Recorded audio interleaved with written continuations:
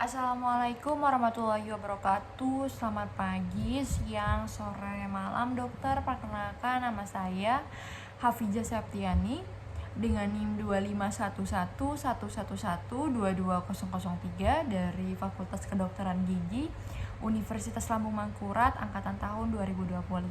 Di sini saya ingin menjelaskan mengenai sistem uropoetik atau sistem pembentukan urin.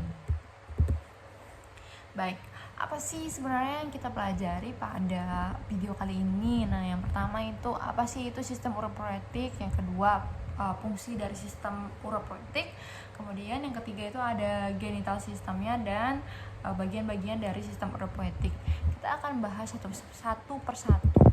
Nah, yang pertama dulu apa sih itu sistem uropoetik? Nah, sistem uropoetik adalah sistem tubuh yang berfungsi mengolah darah menjadi urin serta mengeluarkannya dari tubuh. Sistem ini mencakup ginjal, ureter, vesika urinaria, dan uretra. Oke.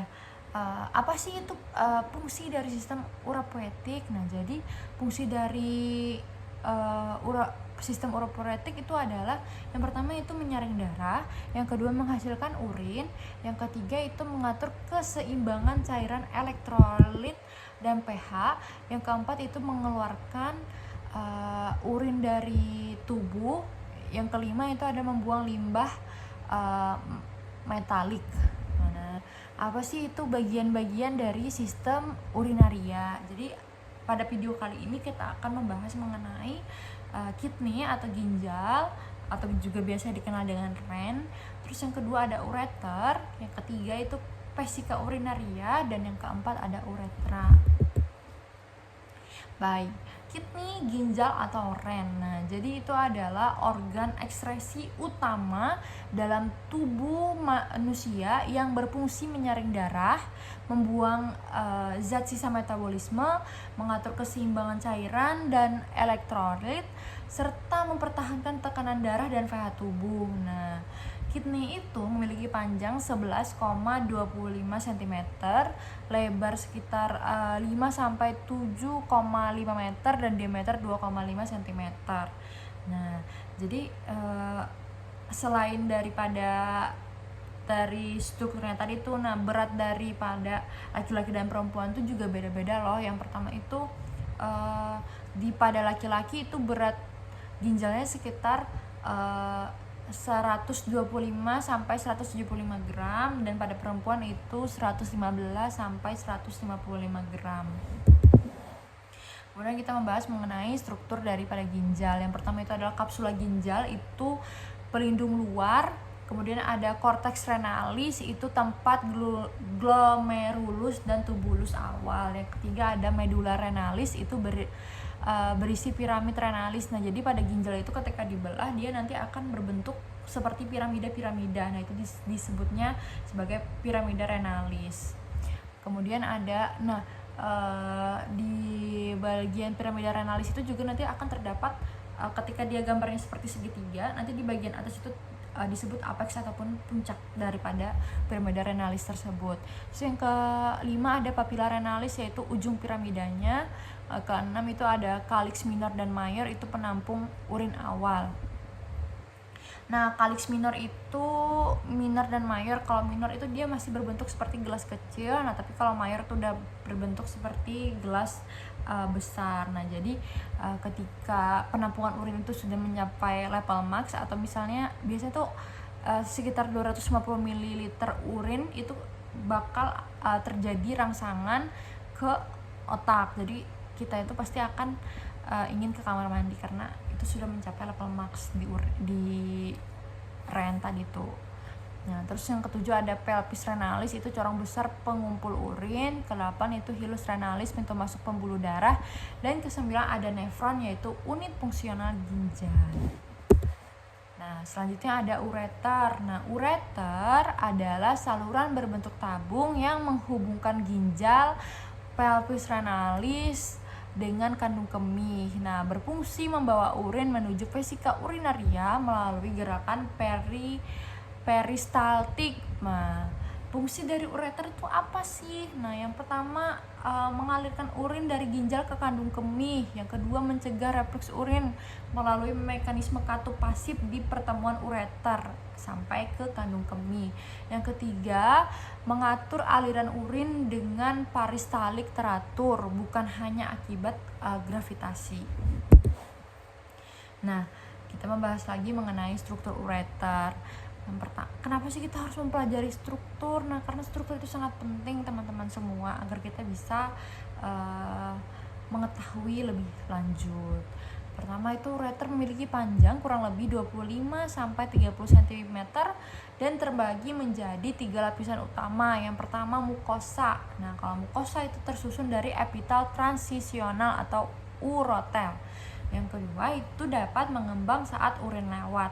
Nah, kemudian ada yang kedua itu muskularis. Nah, dia muskularis itu apa sih? Kalian pasti ketika mendengar muskularis atau muskular. Nah, jadi itu tuh adalah 2 lapisan otot polos, longitudinal dan sirkular. Yang kedua itu menghasilkan gerakan peristaltik. Kemudian ada yang ketiga yaitu adventitia. Jadi lapisan terluar terdiri dari jaringan ikat, melekat pada ureter pada jaringan sekitarnya. Nah, jadi ingat ya 3 bagian utama, ada mukosa, muskularis, adventitia. Gitu. Kemudian ada vesika urinaria. Nah, vesika urinaria adalah organ berongga seperti balon terletak di pelvis yang berfungsi sebagai tempat penampungan urin sementara sebelum dikeluarkan melalui uretra. Organ ini memiliki dinding elastis sehingga mampu mengembang dan mengempis sesuai volume urin.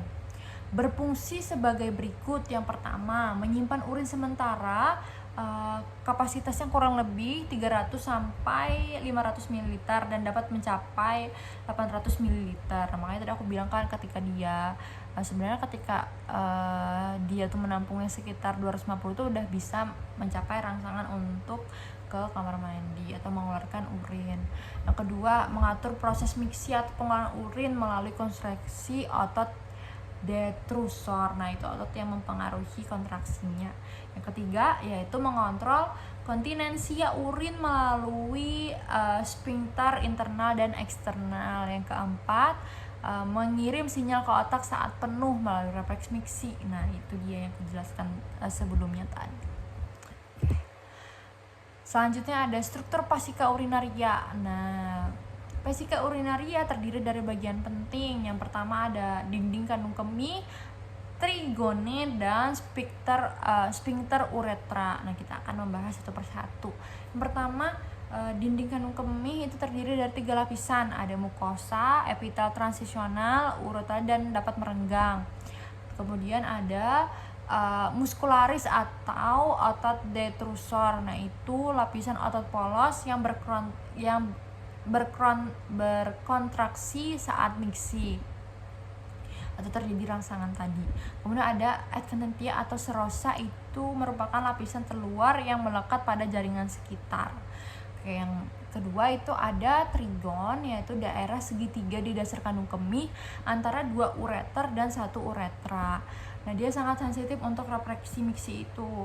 Terus yang ketiga ada sphincter uretra, itu terbagi menjadi 2 bagian. Tadi kan seperti dijelaskan di slide sebelumnya, itu ada internal dan eksternal. Jadi bagian internal itu terdiri dari otot polos dan itu merupakan involuntar. Nah, kemudian di bagian eksternalnya itu terdiri dari otot rangka dan itu merupakan bagian voluntarnya.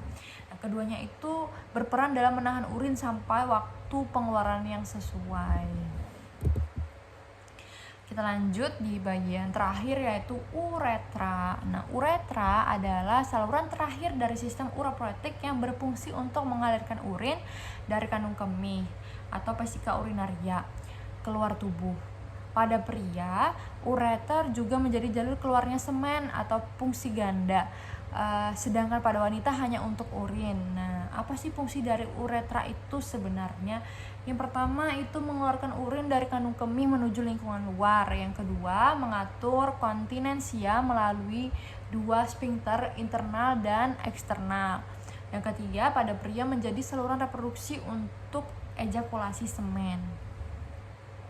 Nah, jadi uretra itu juga merupakan bagian yang sangat penting dalam reproduksi kita semua, apalagi terutama pada sistem uropoetik itu sangat berfungsi. Pertama itu dari struktur uretra itu pada wanita itu panjangnya kurang lebih 3-4 cm, kemudian lebih lurus dan pendek, serta tersusun dari epitel transisional di bagian proksima, kemudian epitel squamosa non keratin di bagian distal.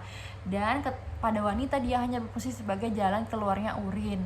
Nah, itu tadi pada wanita. Kemudian pada pria, pertama itu panjangnya kurang lebih 18-20 cm. Nah, dia tuh lebih panjang di laki-laki dibandingkan pada wanita. Nah, terus juga dia berfungsi sebagai berfungsi untuk urin dan semen. Dan yang ketiga dia dibagi menjadi 3 bagian. Nah, yang pertama uretra prostatika itu melewati kelenjar prostat. Nah, ini sama seperti slide sebelumnya, dia mengikuti jalur yang dia lewati atau yang mendekatinya. Kemudian ada uretra membranacea, yaitu bagian tersingkat melewati diafragma urogenital.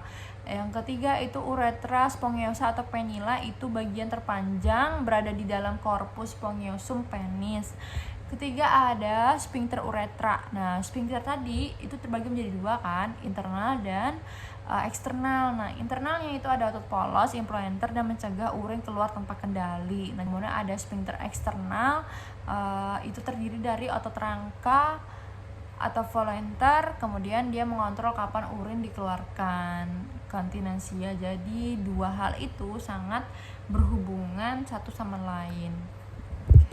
Nah, jadi terima kasih teman-teman telah mendengarkan penjelasan dari aku. Apabila terdapat kesalahan mohon dimaafkan. Terima kasih juga dokter. Wassalamualaikum warahmatullahi wabarakatuh.